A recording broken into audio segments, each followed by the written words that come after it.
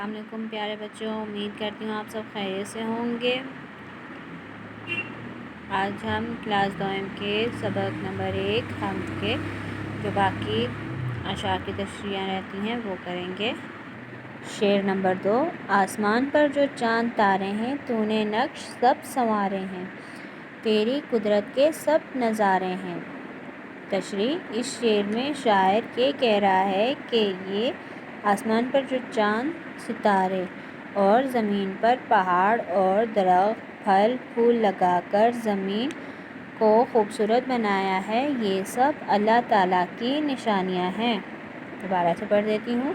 اس شعر میں شاعر یہ کہہ رہا ہے کہ یہ آسمان پر جو چاند، ستارے اور زمین پر پہاڑ اور درخت پھل پھول لگا کر زمین کو خوبصورت بنایا ہے، یہ سب اللہ تعالیٰ کی نشانیاں ہیں۔ اس کے بعد شعر نمبر 3، بھولے بھٹکوں کا رہنما تو ہے، نا امیدوں کا آسرا تو ہے، سب کے دکھ درد کی دوا تو ہے۔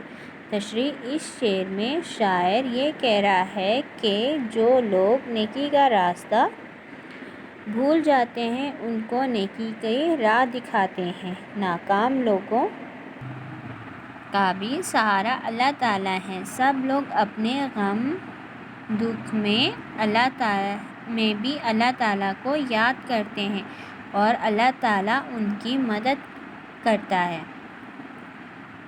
اس کے بعد شعر نمبر 4، اپنے دکھ سب تجھے سناتے ہیں، تیرے آگے ہی سر جھکاتے ہیں، تجھ سے دل کی مراد پاتے ہیں۔